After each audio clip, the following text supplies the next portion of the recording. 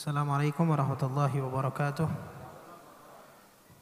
Alhamdulillah wa kafa wassalatu wassalamu ala ibadihi alladhina astafa wa ala alihi wa sahbihi ahli tuqa wa ahli al-wafa wa la hawla wa la quwata illa billah. Amma ba'd. Hadratul muhtaramin, habaib, masyayikh, asatid, kiai, sesepuh, tokoh masyarakat yang dimuliakan oleh Allah Subhanahu wa taala. Alhamdulillah, pada saat pertemuan kali ini kita akan membahas sambungan kemarin tentang dakwanya Rasulullah sallallahu alaihi wasallam secara sembunyi-sembunyi. Rasulullah berdakwah secara sembunyi-sembunyi selama 3 tahun. Pada saat itu yang pertama kali masuk Islam diantaranya adalah Abu Bakar Siddiq, Ali bin Abi Thalib, Zaid bin Harithah, dan juga diantara yang lain adalah Khadijah binti Khuwailid, istri tercintanya Rasulullah sallallahu alaihi wasallam. Tuh di selama 3 tahun itu berdakwah secara sembunyi-sembunyi, ada beberapa sahabat yang sangat hebat kedudukannya di sisi Allah masuk Islam di tangan Sayyidina Abu Bakar. Jadi Abu Bakar dakwah juga. Setelah beliau tahu tentang Islam, nggak sampai di beliau doang, tapi beliau ajak ke orang lain. Begitupun kita, seharusnya kita contoh Sayyidina Abu Bakar.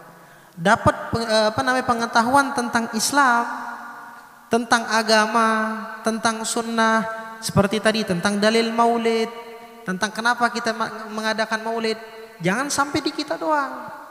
Begitu kita sampai kepada kita, nyampe ke rumah, kita ajarkan kepada orang lain. Sayyidina Abu Bakar dapat hidayah melalui Rasulullah secara langsung. Enggak sampai di beliau doang, tapi beliau tetap berdakwah pada saat itu. Siapa aja yang masuk di tangan Sayyidina Abu Bakar Siddiq? Utsman bin Affan masuk melalui siapa? Abu Bakar Siddiq. Zubair bin Awam, ini sahabat yang dapat kabar gembira langsung masuk surga nih. Zubair, Utsman bin Affan, Abdurrahman bin Auf, Sa'ad bin Abi Waqqas, Talha bin Ubaidillah. Ini semua kalau kita ngelihat di dalam gosidahnya Imam Al-Busiri, hampir semuanya disebutkan nih. Sa'dun, Sa'id bin Auf, Talhatun, wa Abu Ubaidatin, wa Zubairun Sadatul Ghuraru. Ini sahabat yang penting-penting semua. Ada asyratul mubasysyirin bil jannah. 10 sahabat yang dapat kabar gembira mereka masuk surga dari Rasulullah. Masuk Islam di tangan siapa? Sayyidina Abu Bakar. Padahal Abu Bakar baru menerima Islam. Cuma nggak sampai di beliau doang, beliau ajarkan kepada orang lain. Inilah sebagaimana yang dikatakan oleh Rasulullah, khairukum man ta'allamal Qur'an. Sebaik-baik dari kalian adalah orang yang mempelajari Al-Qur'an, cuma bukan belajar doang. Udah belajar, faham, wa'allamah, ajarin ke orang. Itu orang yang paling baik kata Rasulullah sallallahu alaihi wasallam. Namun selama 3 tahun itu Sayyidina Abu Bakar seringkali mendapatkan gangguan di dalam berdakwah. Berdakwahnya secara sembunyi-sembunyi. Namun seringkali ada orang-orang kufar yang ngeganggu. Ya. Sampai Sayyidina Abu Bakar itu nggak sabar, nggak kuat. Itu disebutkan bahwasanya Sayyidina Abu Bakar pernah ngadu kepada Rasulullah SAW. Maksudnya apa? Ya Rasulullah, udah jangan sembunyi-sembunyi. Ini kan hak. Masa kita yang benar sembunyi-sembunyi dari orang yang berbuat salah?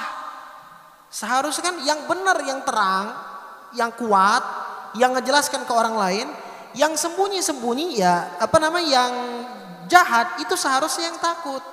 Sekarang aja nih, seharusnya yang takut itu maling, bukan kita yang mau ngejar maling, kebalikan. Begitupun pada saat itu ngadu kepada Rasulullah SAW. Apa kata Rasulullah? Ya Abu Bakar, inna qalil. Abu Bakar, kita masih sedikit, rombongan kita nggak banyak. Sampai Sayyidina Abu Bakar Siddiq pernah pada saat itu dipukul sama orang-orang musyrikin. Yeah. Dipukul dengan pukulan yang membuat beliau luka-luka di sekujur tubuhnya. Sampai disebutkan di sini bahwasanya Utbah bin Rabi'ah memukul Abu Bakar dengan 2 sendalnya. Sendalnya dibuka, tahu sendiri sendal zaman dulu bukan kayak swallow yang masih karet lembut-lembut ya, sendal dari kulit, sendal keras. Dibuka sendalnya oleh Utbah bin Rabi'ah, dia pukul Sayyidina Abu Bakar Siddiq sampai jatuh. Udah jatuh, yang dia pukul apa? Wajahnya Sayyidina Abu Bakar. Sampai disebutkan di dalam sini sara la ya'rif anfuhu min wajhi, sampai nggak tahu lagi hidung yang mana dari wajahnya. Maksudnya apa? Main pukul aja tuh, nggak ngurus ini kepala, ini mata, ini telinga. Saking dahsyatnya apa yang dialami oleh Sayyidina Abu Bakar Siddiq. Namun apakah Sayyidina Abu Bakar Siddiq tatkala mendapatkan seperti itu diam? Wah udah deh, saya kapok, nggak mau dakwah lagi. Enggak, nambah hebat dakwahnya, nambah kuat. Berapa banyak orang-orang yang disiksa dari kalangan muslimin yang baru masuk Islam pada saat itu, dibebaskan, ditolong, dibantu oleh Sayyidina Abu Bakar Siddiq radhiyallahu taala anhu warḍah. Nah, tatkala di tahun ketiga, daripada kenabian, kana izharud da'wa ilallahi ta'ala. Tatkala Rasulullah berumur 43 tahun, barulah turun ayat dari Allah untuk dakwah secara terang-terangan. Ayatnya itu apa? Fasda bima tu'mar wa'arid anil musyrikin. Fasda ayani adhir. Tampakkanlah kepada orang-orang apa yang diperintahkan kepada Allah kepadamu, dan berpalinglah dari orang musyrik. Maksudnya udah nggak usah urusin mereka, yang penting kita tetap dakwah kepada Allah subhanahu wa ta'ala. Intinya ma'asyiral hadirin wal hadirat, tatkala kita berada di jalan yang benar, kita tampakkan itu, kita ajak orang lain ke dalam jalan kebenaran, jangan takut. Allah akan bantu kita, Allah akan kuatkan kita. Jadi jangan takut tatkala kita benar, kita ajak orang lain di dalam ibadah, di dalam dakwah, di dalam maulid nih. Ajak orang maulid kadang takutan gitu. Ajak ke dalam maulid. Selagi kita benar, kita yang akan dibantu oleh Allah Subhanahu wa taala. Kita yang akan dikuatkan oleh Allah Subhanahu wa taala. Itu pada saat turun ayat tersebut, Nabi Muhammad SAW pertama kali disuruh sama Allah Subhanahu wa taala untuk memperingati kerabatnya dahulu. Kata Allah, wa anzir ashiratakal aqrabin. Peringati. Peringatkanlah keluarga-keluargamu yang dekat. Kasih tahu mereka, ajak mereka. Jadi dakwah pertama kali kepada kerabatnya Rasulullah SAW. Sampai pada saat itu Nabi Muhammad SAW naik ke dalam Bukit Sofa. Bukit Sofa ditaiki oleh Rasulullah. Dan Rasulullah menyuruh, ya ma'asyara Quraisy, wahai orang-orang Quraisy. Maka orang-orang Quraisy salah satu dari mereka ngomong, ada Muhammad di atas sofa, ayo kita ngumpul, ayo kita ngumpul. Orang pada saat itu belum banyak tahu Nabi Muhammad nabi. Mereka baru masih tahu bahwasanya Nabi Muhammad as-sadiqul amin, orang yang jujur dan terpercaya. Maka pada saat mereka manut, taat, datang kepada Rasulullah, mereka bertanya, malaka ya Muhammad, ada apa wahai Muhammad? Maka kata Rasulullah, ara'aitukum law akhbartukum anna khailan bisafhi hadzal jabal akuntum tusaddiqunani? Bagaimana seandainya aku kabarkan kepada kalian, nih di belakang bukit ini ada seekor kuda, enti mau percaya nggak sama ana? Rasulullah ngomong kayak gitu. Kalau di belakang kuda ini aku bilang ada di belakang gunung ini ada kuda, enti mau percaya nggak? Maka orang musyrikin pada saat itu, orang Quraisy ngomong, na'am anta indana ghairu muttahim wa ma jarabna 'alaika kadziban qat. Iya, kami percaya. Karena engkau itu di hadapan kami nggak pernah berbohong, dan kami nggak pernah ngevonis inti itu orang yang bohong. Jadi kami bakal percaya. Nabi as-sadiqul amin, jujur dan terpercaya. Dengar kayak gitu kata Rasulullah, fa inni nadhirul lakum baina yaday adzabin syadid. Ya bani Abdul Muttalib, ya bani Abdi Manaf, la amliku lakum minad dunya manfa'a wala minal akhirati nasibah illa an taqulu la ilaha illallah. Dari situ kata Rasulullah, bahwasanya aku adalah orang yang diberikan petunjuk oleh Allah untuk memperingati kalian. Bahwasanya aku mengajak kalian kepada ibadah, dan kalau kalian melanggar baina yaday adzabis syadid. Orang yang melanggar maka di hadapannya akan ada azab yang sangat pedih. Wahai suku Bani Abdul Muttalib, wahai anak cucunya Abdi Manaf, wahai anak cucunya Zukhrah. Sampai disebutkan di dalam riwayat, Nabi Muhammad menyebutkan setiap nama suku. Suku fulan, suku fulan, suku fulan, suku fulan. Kata Rasulullah, aku diperintahkan oleh Allah Subhanahu wa taala pertama kali untuk memperingatkan kepada keluargaku. Maka aku sebutkan satu persatu. Maka kata Rasulullah SAW, aku tidak akan mendapatkan manfaat dari kalian. Sebagaimana yang dikatakan oleh oleh Nabi Saleh kalau nggak salah. Nabi Saleh atau Nabi Syuaib di dalam juz 12. Kata beliau wa ya qaumi, wahai kaumku, aku mengajak kepada kalian, la as'alukum alaihi mala, in ajriya illa 'ala Allah. Ya, aku mengajak kepada kalian bukan mengharap harta. Allah yang akan memberikan harta kepadaku, yang mengganjarku. Ya qaumi la as'alukum alaihi ajra, in ajriya illa 'ala alladhi fatarani. Aku enggak mengharapkan ganjaran. Ganjaran itu dari Allah yang menciptakanku. Nabi Muhammad juga sama. Kata Rasulullah SAW, la amliku lakum manfa'a fid dunya wala minal akhirah nasiba. Aku enggak mendapatkan apa-apa di dalam dakwah ini. Di dunia enggak dapat apa-apa. Di akhirat juga enggak dapat apa-apa. Artinya apa? Nabi ngajak buat mereka selamat, bukan buat Nabi. Nabi pengen mereka selamat, bukan buat Nabi.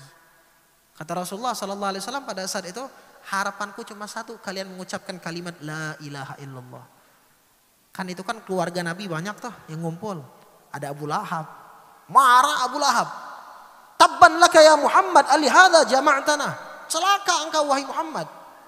Ente cuma ngumpuli kami rame-rame gara-gara ini doang. Akhir diganggu, dicaci, Nabi Muhammad dihinakan oleh Abu Lahab. Setiap mau keluar Nabi Muhammad SAW diganggu oleh Abu Lahab. Sampai di dalam riwayat Abu Lahab itu kalau misalnya ada orang nanya, kan pada saat itu orang-orang Quraisy kan mereka tahu ada Nabi di tengah-tengah mereka. Dan mereka pun mengetahui orang-orang Nasara, orang-orang Yahudi, di kitab-kitab mereka itu ada cerita tentang Nabi akhir, yaitu Nabi Muhammad yang akan diutus di Mekah. Jadi banyak rombongan datang ke Mekah nyari, mana sih Nabi? Ketemu sama Abu Lahab. Kata Abu Lahab apa? Udah jangan dipercaya, dia itu mah penyihir, orang gila. Innahu sahir wa majnun. Lian sorifu anhu qabla liqa'i. Lebih baik sebelum ente ketemu kena sihirnya, kabur dah. Jangan berani-berani mau ketemu, entar kena sihir, entar kena penyakit gilanya. Itu yang dikatakan oleh Abu Lahab. Bahkan setiap kali itu ada riwayat dari Tariq Al-Muharabi, anahu qala ra'aitu Rasulullah sallallahu alaihi wasallam fi suq yaqulu ayyuhan nas qulu la ilaha illallah tuflihu. Itu Rasulullah sallallahu alaihi wasallam, kata beliau, aku melihat Rasulullah lagi di pasar. Dakwah. Syuf, lihat Nabi Muhammad dakwah di mana aja. Mau di pasar, mau dimanapun dakwah Rasulullah SAW. Ngajak orang ke dalam kebenaran. Pada saat dakwah, pada saat itu, kata Rasulullah, ya ma'asyar Quraisy, ayuhan nas, wahai orang-orang, katakanlah kalimat la ilaha illallah, kalian akan beruntung. Tiba-tiba di belakang Rasulullah SAW, ada orang yang lemparin pakai batu. Nabi lagi dakwah, ngadep ke sono. Di belakang ada yang lemparin Nabi pakai batu. Sampai kaki Nabi Muhammad itu pecah, berdarah. Dan orang di belakang itu ngomong, la tuti'u fa innahu kadzab. Jangan dipercaya, dia ini pendusta, bohong. Atau bahasa kita tukang ngibul, jangan dipercaya. Fakultu man hada, aku belum masuk Islam pada saat itu, kata periwayat hadisnya. Akhirnya aku bertanya, siapa orang yang di belakang ini? Dan siapa orang yang ngajak itu? Yang ngajak adalah Muhammad yang ngelemparin pamannya.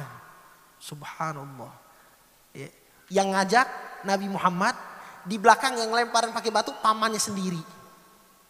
Padahal kalau kita lihat hampir semua anak keturunannya Abdul Muttalib itu ngecegah orang-orang ngeganggu Nabi Muhammad. Cuma satu yang malah ngikut-ngikutan, siapa? Abu Lahab. Maka dari sinilah akhirnya turun ayat dari Allah Subhanahu wa taala, tabbat yada abi lahabi wa tab ma aghna anhu maluhu wa ma kasab sayasla naran dzata lahab wa imra'atuhu hammalatal hatab fi jidha hablum mim masad. Namun ma'asyiral hadirin, kita harus tahu Abu Lahab segitu parahnya sama Nabi, bencinya sama Nabi, tapi pada saat Nabi lahir dia senang, dia bahagia, dia bangga dengan kelahiran Rasulullah. Gara-gara dia bangga dengan kelahiran Rasulullah SAW, apa yang dia dapatkan?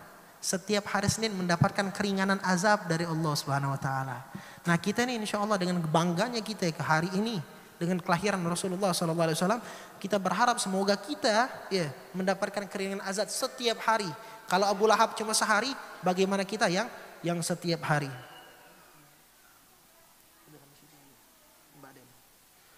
Insya Allah kita mendapatkan keringanan azab dari Allah Subhanahu Wa Taala sebagaimana apa yang dialami oleh Abu Lahab. La ilaha illallah Muhammadur Rasulullah sallallahu alaihi wasallam. Insya Allah di pertemuan yang akan datang kita akan menjelaskan tentang dakwahnya Nabi Muhammad sallallahu alaihi wasallam. Kan tadi kan udah dijelasin tuh tahun pada saat Rasulullah 43 tahun umur beliau atau tahun ketiga daripada kenabian udah mulai tuh dakwah secara terang-terangan. Awal orang nggak banyak tahu tentang Islam, pas terang-terangan udah banyak tahu. Banyak sahabat yang diazab. Bagaimana disiksanya para sahabat yang baru masuk Islam? Bagaimana mereka disiksa, diganggu, dihina? Bagaimana perjuangan mereka mengkuatkan dan menkokohkan iman mereka, meneguhkan Islam di dalam diri mereka? Insya Allah di episode yang selanjutnya. Wallahu a'lam bishawab. Assalamualaikum warahmatullahi wabarakatuh.